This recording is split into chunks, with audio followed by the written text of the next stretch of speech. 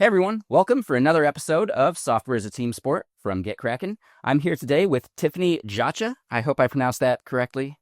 Yeah, you Okay, did. perfect. She is the an engineering manager at Yahoo, and she's going to tell us what it's like running teams and managing other developers and how it can be better to work together. So tell us a little bit about yourself there, Tiffany.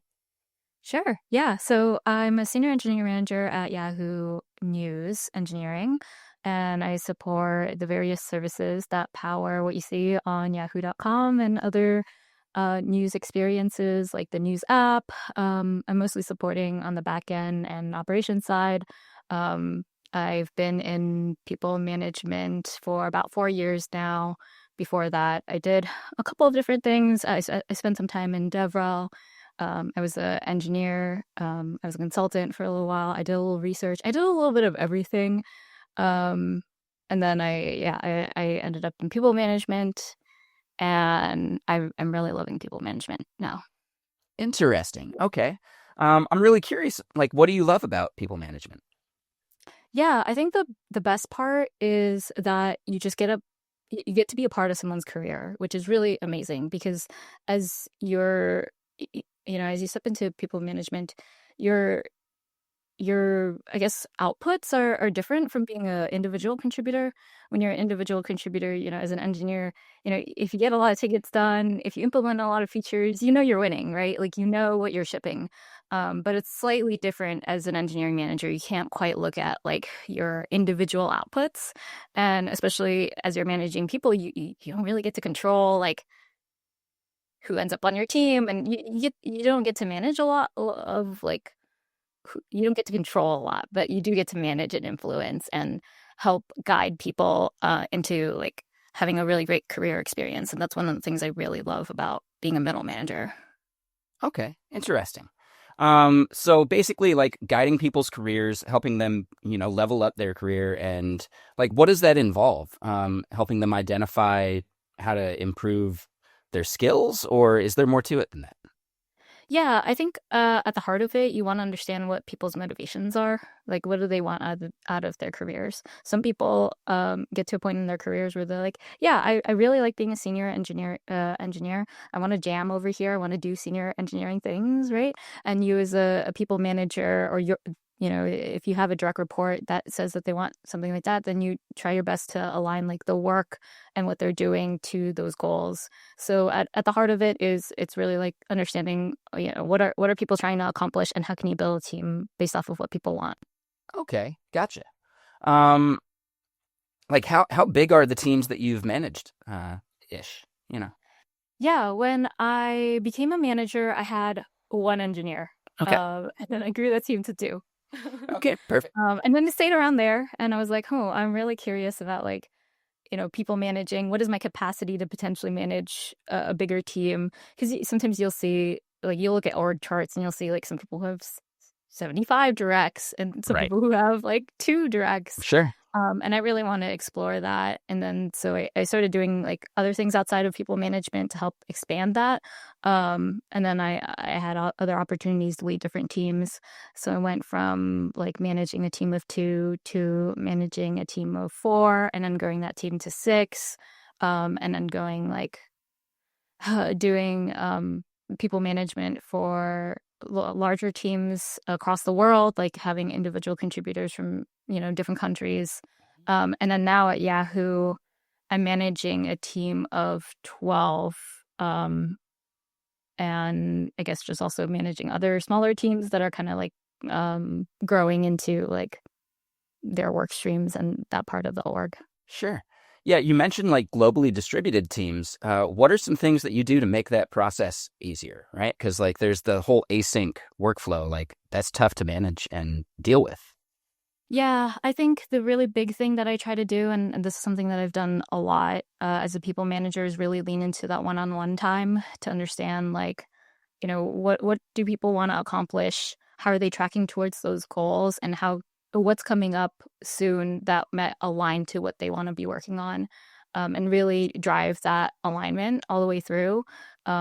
Whether it's like giving them extra context about a project that's coming up, talking about what I think that project would look like, who else is working on it, right? Like why they would may be a good fit for that, or maybe, why they might be interested in something else. And giving them the option to also decide what they want to work on is a big deal. And that's something that I've like carried into something that I started when I first started like managing distributed teams, and then something that I'm carrying over as I'm now managing larger teams. Sure.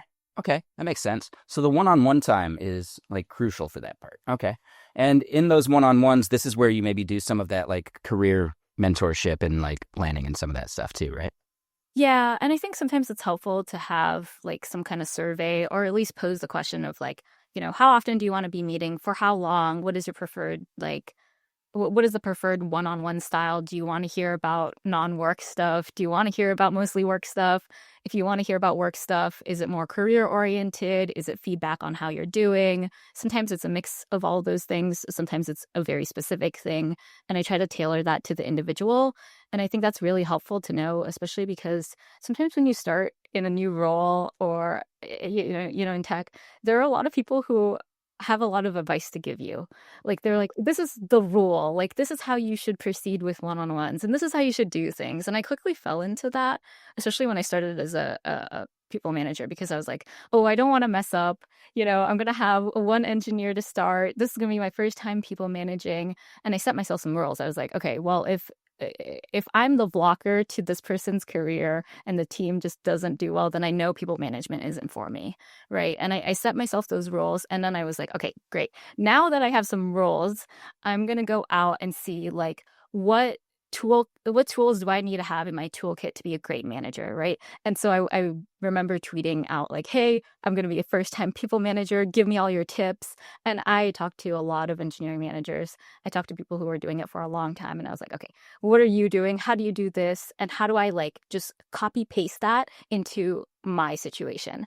And then I started doing that. And there's nothing wrong with that. But then I eventually got really like focused on having the right answer to everything. And it just didn't help me develop my own management style, especially within that first like 3 or 4 months of people management.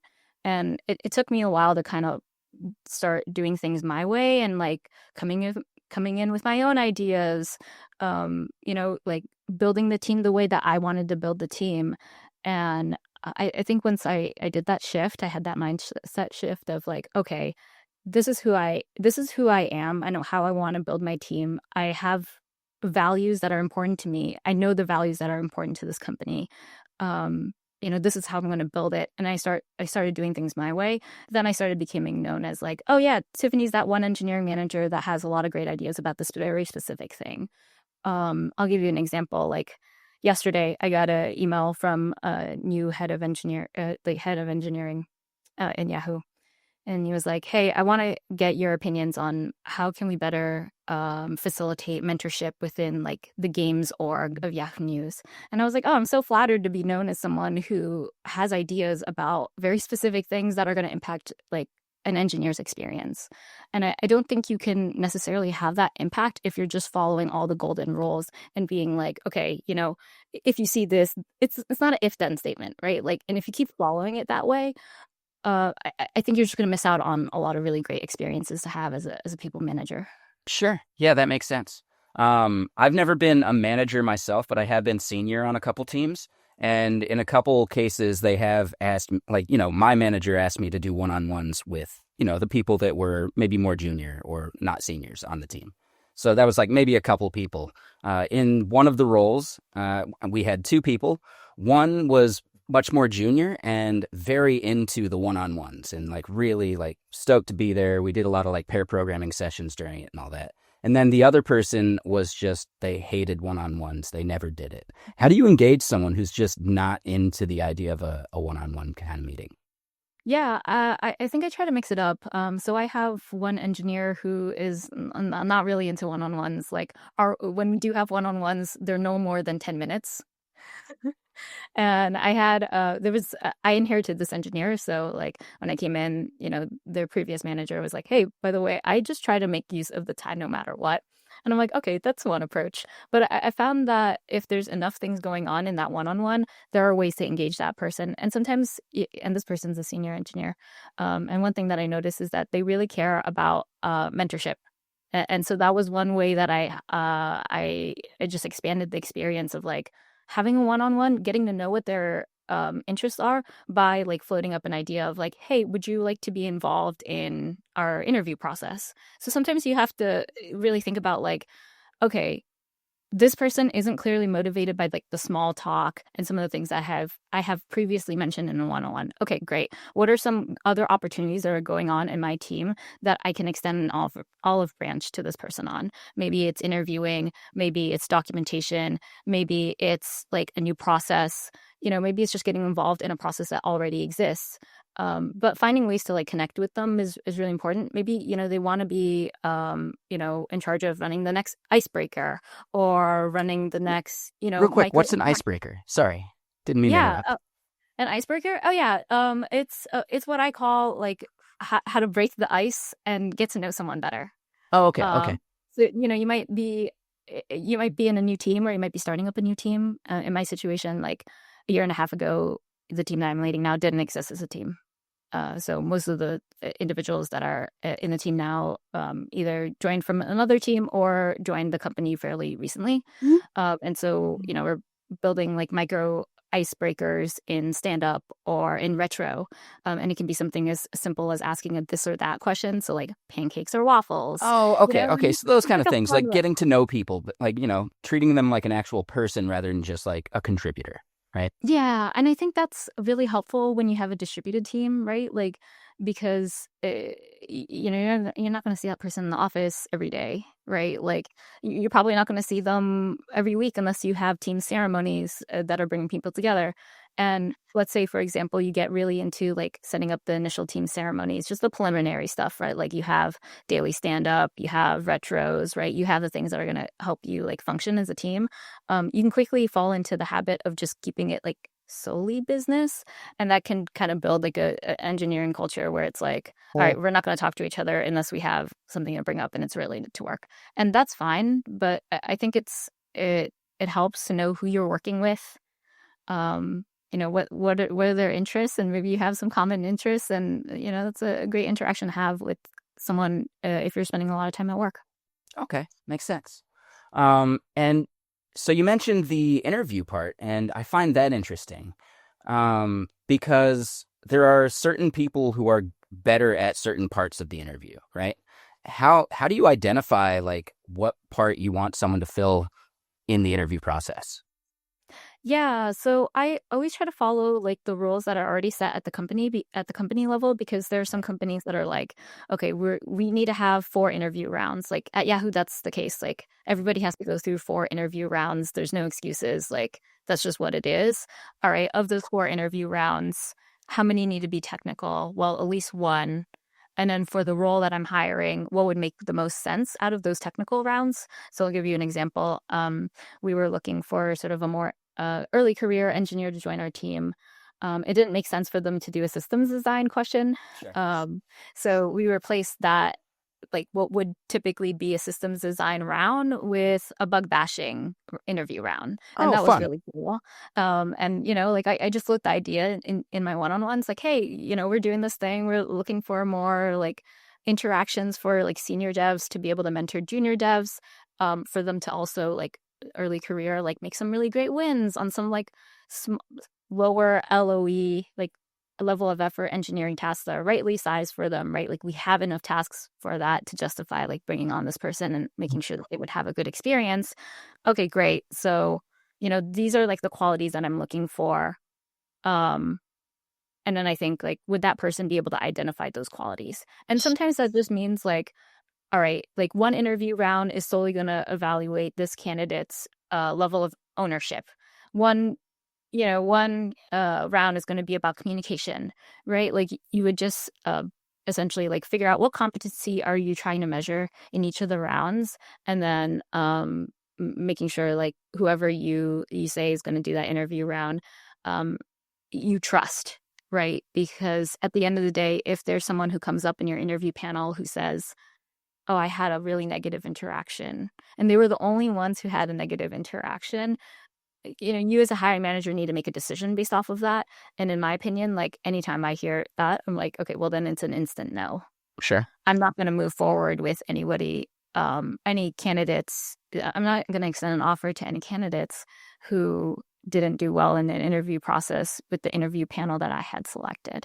Right. Okay. So yeah, it just goes back to looking at the competencies, who can reasonably measure that, and then brainstorming some ideas with that person to decide like what would be a cool way to evaluate that competency. Sometimes, it is bug bashing. Sometimes it's a leak code style interview. Sometimes it's a system design. Sometimes it's just show and tell, like a demo situation. Hmm. And I've crafted different interview maps based off of that, depending on, what works well for the team that I have now. And sometimes, you have a smaller team. Like when I had a 2-person team, it wasn't really realistic to do like a very involved interview process, right? Like Sure. if you do want to do an involved interview process, you as a hiring manager may have to be the person that steps in, right? Like, and so there are times like that.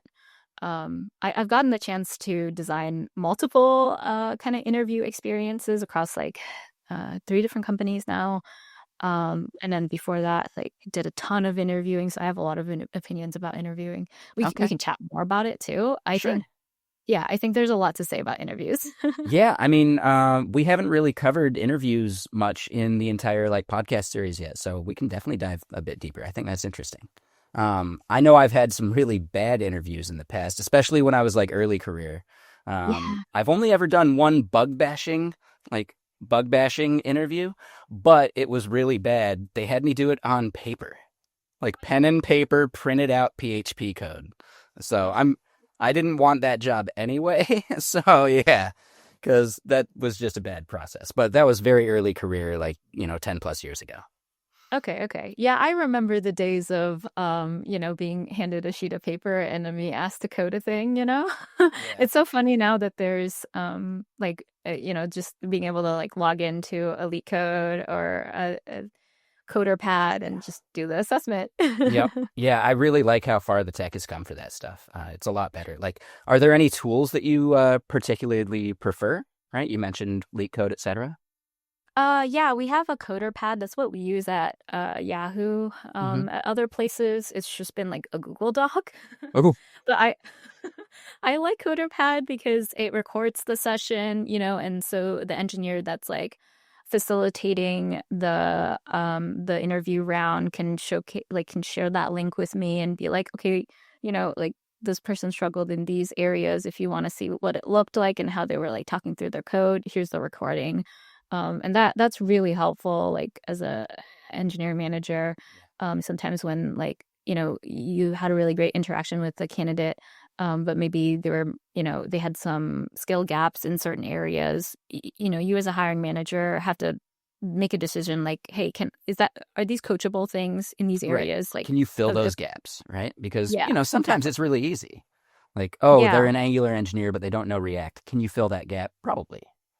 Yeah, and that's what I was told when I first became a people manager. I had some really, really great guidance as like a first-time people manager, and that really helped guide me. I think in the other places where I've been a people manager, it's just like I don't know if it was like the environment was necessarily set up really well for first-time people managers. But I think when I first became a people manager, I worked at a company where it was really prioritized and like I learned the ropes by kind of following along with that director at the time. Okay, cool.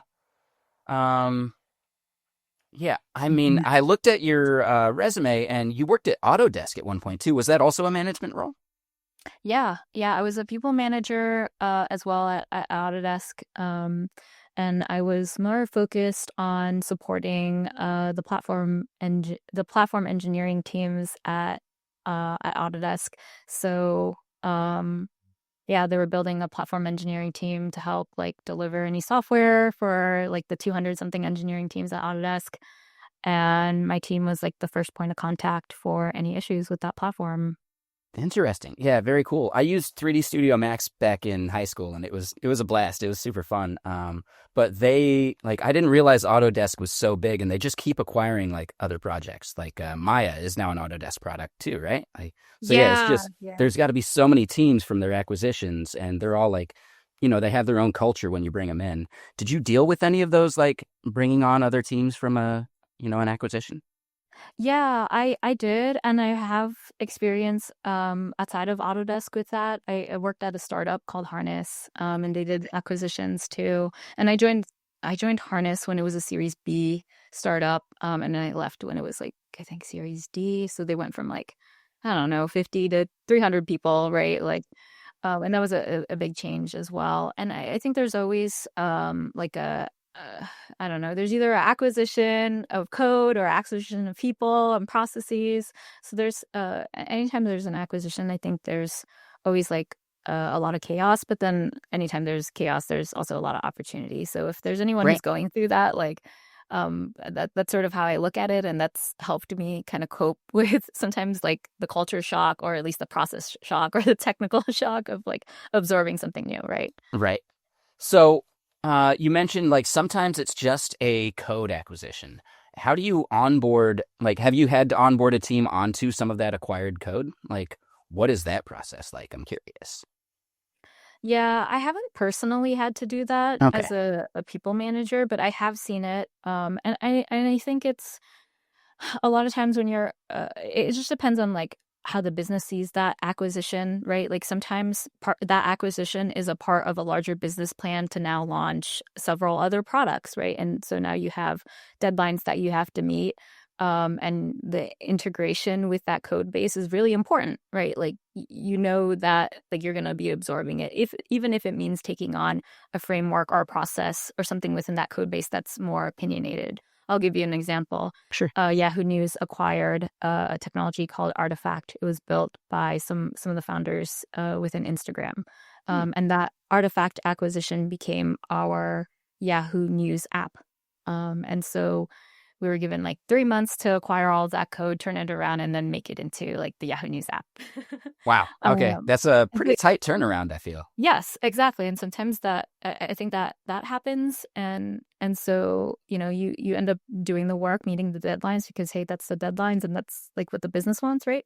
And then the rest of it is like, all right, how do we want to tame the beast? Like, what portions do we want to keep? Like, what were the things that we acquired that said that looked like it was working, but not, it wasn't really working, right? Yep. And so that's what I'm managing now.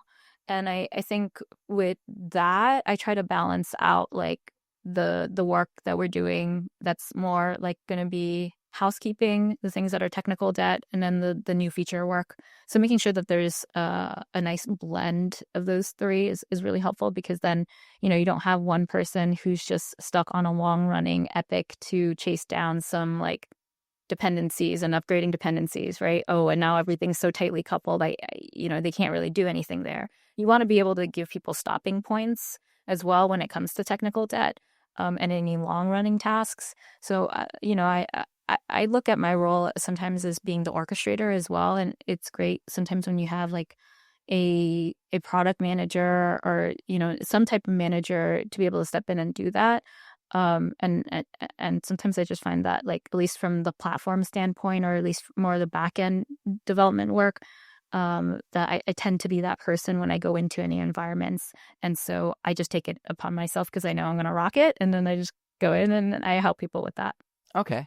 Yeah, I'm curious about the tech debt part of things, like because I've been on teams that don't tackle tech debt at all, right? Like, on an Angular project, we were 5 or 6 versions out of date with Angular because, Angular does a whole new version every 6 months, like on a regular cadence. So it's actually something that you should be able to plan around, but that business never did it. Meanwhile, I was at another company that did a tech debt sprint every quarter, and that was awesome. Like, it's a really cool like process to have that just planned out all the time. Like, during this sprint, we only do tech debt tests. Like, how have you maybe like tried to tackle tech debt in the past or even currently? Yeah. Yeah, I think it really depends, like, who is your team lead when it comes to tackling tech debt, because maybe you have someone who is like less technical as a lead, and then they're less willing to say like, okay, this is really important, or this is the value, and this is what it's going to unlock. Hmm. But I find that if you're someone who wants to tackle tech debt, I think it's really helpful to just break down the tasks in a spreadsheet, and then just start marking and assigning people like a task or two, small bite-sized tasks that they can get done in a week. Just start like crushing at least one or two a month. If you can't do one or two every week, do one or two a month. and follow up with people on that. So anytime like someone's working on feature development work and it's slightly related to code that's like that needs some help with technical debt or a security task, or it's some kind of vulnerability, I'll also like assign those tickets to the person. Okay. Um, So so this that is that's something that you kind of just keep like separate from maybe like the backlog completely, right? Okay.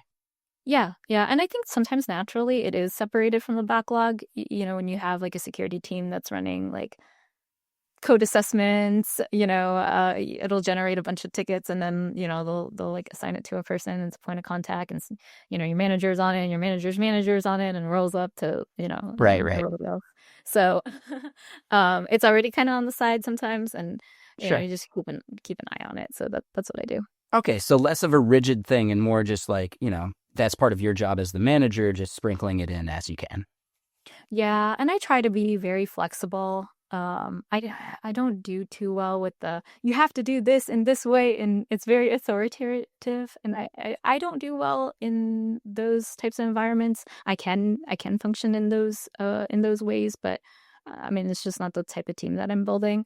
I want people to feel empowered. I want people to feel like, hey, the thing I'm working on is also like killing two birds with one stone, right? Like, and the more that I can like make a task feel like an experience and it is an experience and people get to like have the impact in multiple kind of directions, the better it is for me and the better it is for that team member.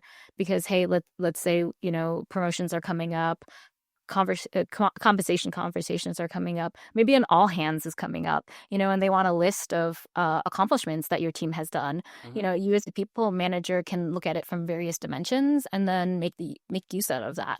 And it can be like a brag doc in Yeah. some sense, but like at the end of the day, if your team is the team that's like making a lot of outputs and like driving a lot of outcomes, like you're going to shine and you're going to have an opportunity to grow your team, or like when there is an opportunity, you'll be the first team that someone thinks about. And I'm a competitive person and I use that to my advantage in that way. And so that's why I think sometimes it's helpful to also know like what is your people management style, like what are your core strengths, and then like how do you leverage that when you're building your team? Because I mean you're the team lead, right? Like you're the leader, so you're gonna have an influence over your team even if you don't think that you do or you don't want to. And sometimes that comes up. So it's almost like you maintain a list of their accomplishments for like team members on your team, right? Like a little bit so that maybe you can help brag them up. And it's maybe not just for their benefit, like it makes you look better as a manager too, right? So Yeah, yeah, yeah. I like that I, approach. I do. And sometimes it's very explicit. Like I'll have my own doc with that person's name and I'm like writing it down and then it becomes part of their promo packet. Or, sometimes it's just like a little list that I send to myself and then I use it in our one-on-one because I'm capacity planning. And when I'm capacity planning, I'm doing it around the people. I used to do it around like the projects, but now I'm leading a bigger team. I'm like, okay, people, like, what is this person working on this quarter? What may they want to work on next quarter? What is like the chunk of work that I have available? Like, who would they be working with? Like, is it, and I love thinking about it in that Sure. way. Yeah, yeah, just like the spider effect of it, how like all these things are connected, right? Okay, Yeah. interesting. Um, it seems to me like all this stuff is just like spreadsheets. Like, you probably have a lot of spreadsheets you maintain. Is that true? Yes and no. I think I have more, well, it depends. Some things are docs, some things are slides. Like when I'm planning for hiring, I like to make slides. Like I have one slide that's like, what is our team? What is our main focus?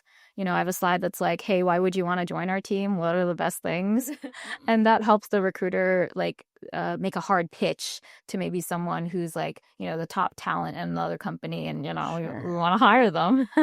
Oh, yeah, that makes a lot of sense. Okay.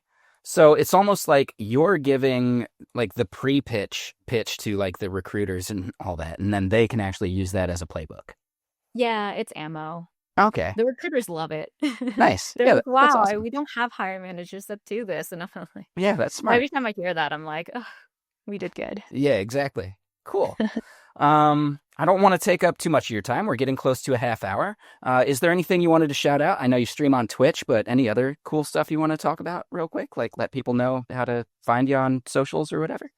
Yeah, well, I'm on all the socials. I like being on all the socials. I do some career coaching as well. So if anyone would, want to collab in the future or you can get some mentorship, I'm totally available. So reach out. And that's a little bit of what you do on your Twitch stream too, right? Like like you were doing some resume review, I think, last time I saw. Yeah, I do resume reviews on Twitch. I tell a lot of stories on Twitch. I do like career advice. Sometimes I'll watch like different, software engineering like content Like on Twitch. presentations from conferences or something. Yeah, yeah, and I also do a lot of talks. That was something that I got into early in my career, and like drove a lot of experiences for me. Like I went from consulting to DevRel because I started doing a lot of talks. In research I was doing a lot of talks, and then it made me think like, hey, I can bring this into consulting, and so it's driven a lot. And then now as a people manager, you're always advocating for your team in some way, Yeah. and I feel like that's an extension of a talk in some ways. Yeah, this is my first role as a developer advocate, so I'm loving it. Do you have any talks that you have planned coming up or anything that you want to shout out? No, I don't have anything planned this year. But yeah, it would be Yeah. cool to continue doing more career development stuff. Cool. All right. Well, awesome. Thank you so much for joining us. And everyone watching, I hope you enjoyed the talk today and look forward to the next session being released sometime next month. So we will see you again soon. And thank you for listening. Cheers. Cheers.